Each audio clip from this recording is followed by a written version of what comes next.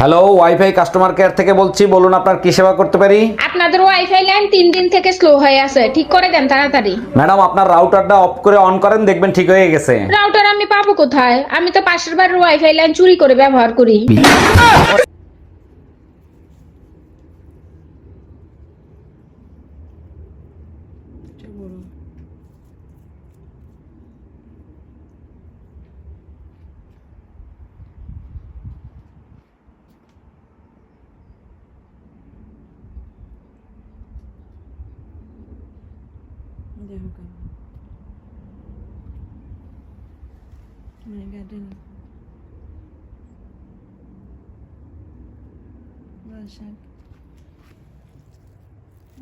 বড় হয়েছে